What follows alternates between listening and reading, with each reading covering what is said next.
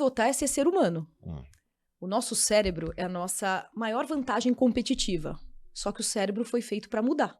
E aí tem uma palavrinha que você gosta muito, que eu já te ouvi falando bastante, que é neuroplasticidade. É ou não é? Eu aprendi, né? Eu não sou especialista, não sou cientista. Neuroplasticidade é a capacidade que a gente tem de fazer novas conexões e mudar pensamentos e até novos comportamentos. Olha que coisa bonita. Eu acho que eu não estou me comportando bem, eu tenho a capacidade de aprender algo novo ou de mudar aquele comportamento. Mudar. Eu falei mudar. Pivotar não é mudar e trocar de direção somente.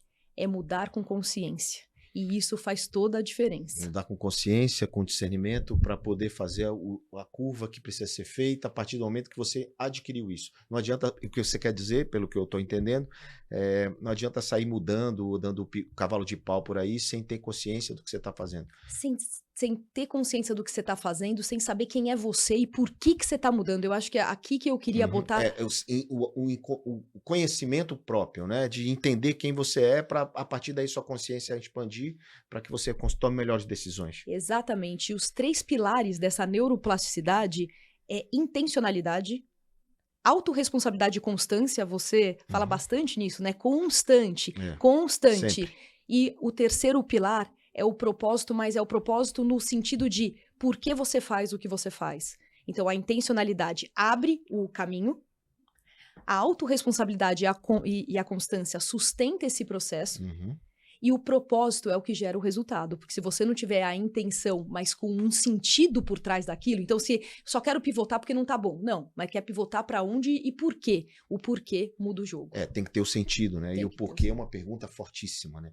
O porquê é diferente do pra quê e do como. Mas por que você está fazendo? Já diria Simon Simon Sinek. Essa provocação do porquê, ela transforma, a resposta pode transformar a sua vida. É isso. E aí pode a resposta ser, temos que pivotar. É isso. Né? Ou não, né? Perfeito. Que legal, bem interessante o teu conceito de neuroplasticidade no pivotar. Para que as pessoas entendam de maneira simples, é quando a sua mente expande, difícil você voltar. É tipo você agora foi na praia. Você não tem como desver a praia. Exato. Não tem como desver o mar, não tem como desver a onda, não tem como desver aquele vento na cara. Não dá para desver, né? Então a neuroplasticidade acontece exatamente aí. E a neuroplasticidade está acontecendo a qualquer momento. É isso mesmo, quando você está olhando. Só que quando você coloca intencionalidade, autorresponsabilidade, não é o que te acontece, é o que te faz com que te acontece, é o que você faz com que te acontece e você bota sentido, é aí que você faz uma neuroplasticidade com consciência. Com consciência. É tipo assim, ó, você está aqui no Pivotando, você está intencional aqui e você está expandindo a sua consciência através de outro conhecimento, às vezes reciclando o que você já sabe e muitas vezes aprendendo coisa nova. E se você tiver um papel e caneta aí, se prepara, porque hoje é aula. Se prepara, porque hoje é aula, porque Carol, ela tem um currículo extenso aqui, não vou dar nem para eu ler de tanta coisa que essa cidadã fez, de MBA, viajou o mundo, tanta coisa que você fez. Você tem livros publicados, Carol? Eu tenho, hoje eu trouxe um para você. Trouxe um para mim? É novo? É novíssimo. Olha, é sobre o quê? Eu vou imaginar. Vai. É sobre ou neuroplasticidade, ou people skill, ou autoconhecimento? Sobre os 3, né? Então você bingo. People Skills, uma vida de propósito. E aí eu brinco aqui, né? Eu vi o Davi aqui depois voltar depois de 2 anos. Então eu vi ele 2 anos atrás e vi ele voltando. Lindo a neuroplasticidade, lindo a maturidade, né? Quando eu falo uma vida de propósito, muita gente distorce essa palavra propósito aí para você que é empreendedor, que está começando ou está no meio. O dia que eu descobri o meu propósito, minha vida muda. Você já ouviu falar isso, né? As pessoas aí confundem propósito com objetivo. Então, e aí o que a gente precisa entender, que propósito, João? Você teve irmãos? Sim. Meu pai, nós tivemos 6 filhos, 6 irmãos, 3 homens e 3 mulheres. Olha só, sabe quando vocês eram pequenos e um beliscava o outro, falava assim, foi de propósito. E se contar pra mamãe ou pro papai, eu belisco mais forte? Beliscar era, você sabia o que você estava fazendo. Propósito é você fazer de propósito. Hoje eu vim vestida mais social de propósito, porque eu ia encontrar um empresário. A gente precisa entender que propósito também pode ser negativo. É tudo que você faz com intencionalidade. Então, quando eu botei o título People Skills, para cunhar mesmo, não tem soft. Você saber sobre liderar você mesmo, liderar os outros, não é algo fácil.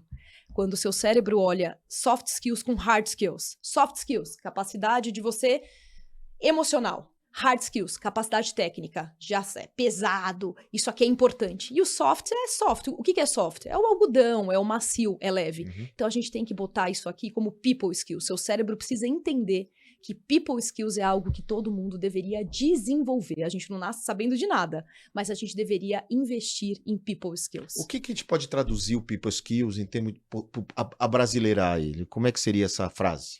Capacidade humana mesmo, são as competências humanas que a gente precisa colocar em qualquer empresa. Tá. Então, já não é mais você ter o curso técnico, mas você saber o como você faz e o porquê você faz. Muitos dos nossos participantes aqui do Pivotando, eles são pequenas e médias empresas também, carreira, colaboradores de companhias, alguns executivos.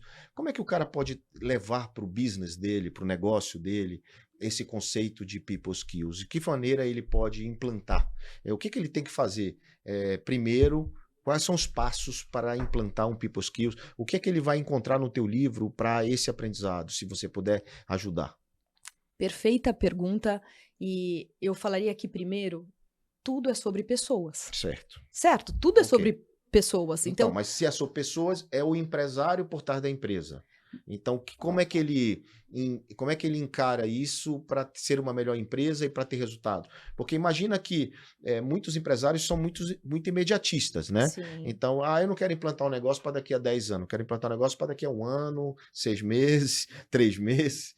Então, como é que ele pode se familiarizar com isso e de que maneira isso pode interferir nos resultados dele? Eu vou para o seu livro, Poder do Equity.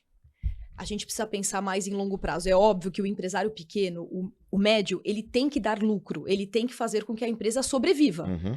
Só que para ela sobreviver, ele precisa ter uma visão de médio e longo prazo, que são pessoas que vão fazer a diferença. Então, começa com ele, com certeza. A responsabilidade, eu gosto muito daquela frase do Peter Drucker, confusão, fricção e baixa performance acontece naturalmente em qualquer organização, pequena, média ou grande. Todas as outras precisam de liderança. Então, a responsabilidade é dele. Primeiro de tudo, você tem uma responsabilidade. Então, de contratar bem é a primeira. Unir-se com pessoas com talentos complementares, a gente adora contratar igual. Hoje eu faço muito... Contratar igual ou pessoas que só fazem aquele job to be done, aquela tarefa e pior que você, né? Exato. Ou dentro do que o salário cabe, ou medo dessa pessoa fazer um negócio, te passar a perna. E o líder que é líder mesmo precisa mudar essa mentalidade. Então, o que eu falaria primeiro para esse empresário é que ele precisa ter uma mentalidade de crescimento. Você precisa entender que a pessoa crescendo, você cresce junto. E não tem empresário bom sem pessoas boas ao seu redor. Você sabe disso porque a gente não é feito de um material que a gente...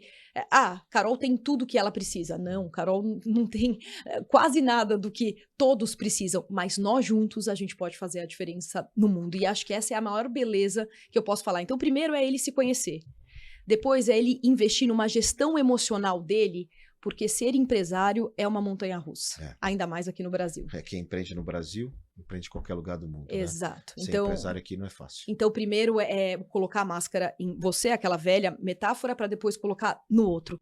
Mas depois é começar a pensar quem você precisa, não pensando nas tarefas, mas pensar no talento de quem você está contratando. Para aquelas tarefas. Para aquelas tarefas. Eu gosto muito de... outro dia eu vi não sei se foi o Davi que me falou isso, mas ele diz assim... por que você está reclamando dos seus colaboradores ou da sua empresa que esse pessoal não quer fazer, só quer receber o salário, vai embora cedo e não quer fazer nada e me atrapalha, a empresa está indo mal porque meus colaboradores... Então, tipo assim, quem contratou? Foi o Davi que falou isso. Foi você. Quem treinou? Foi você. Né? Quem não demitiu? Foi você. Então, assim, de qualquer forma, você é o responsável. E aí a gente volta para a autorresponsabilidade. Para a autorresponsabilidade. E eu falei justamente por isso, né? Porque, para explicar a autorresponsabilidade, o empresário é o CPF por trás do CNPJ, então ele que tem que ter a responsabilidade de tomar as decisões ou de não tomar a decisão, mas a responsabilidade é dele. Então, eu me lembro lá atrás, quando eu quebrei, muitos anos atrás, eu não botei a culpa em alguém que me prejudicou. Esse problema foi meu. Fui eu que me relacionei com ele, fui eu que escolhi, fui eu que botei a confiança antes do conhecimento. E isso é protagonismo. Exato, mas isso aí eu fiz isso sem conhecimento, ou seja, instintamente, né? E que isso, de certa forma, depois eu fui entender que isso era técnica, né? E e quem está assistindo tem essa possibilidade de conviver com a gente aqui para ver que você também pode mudar. É isso. Você também não pode ficar só olhando para a conta imediata do lucro, do caixa, do faturamento, da venda. Isso é importante e tem que ter, isso é seu motor 1. É isso. Isso tem que estar roncando, tem que estar funcionando. Agora, o que a gente está trazendo para você aqui hoje, a Carol vai te explicar, é que você tem que colocar um óleo diferente nesse motor. Você tem que amaciar a máquina ou então construir um outro motor. Se essa empresa não dá mais para resolver, porque você não tem como demitir, porque existem âncoras invisíveis, né? Você às vezes acha que não pode demitir o sobrinho e fica ali naquela âncora presa, que na verdade você deve tirar. Mas enfim, vamos pensar que não dá. Se não dá, você tem um motor 2 que não pode errar. E vai errar de novo? Você pode implantar conceitos de people skill que você está trazendo aqui. E aí, João, você trouxe um ponto aqui que eu queria falar para vocês. O nosso cérebro, e aí falar de neurociência mesmo, o nosso cérebro, ele é preparado para criar justificativas. Então, a nossa natureza, ela vai falar, você precisa montar algo? Mas olha, aquele cara pode estar querendo te passar a perna. A gente está sempre na defensiva.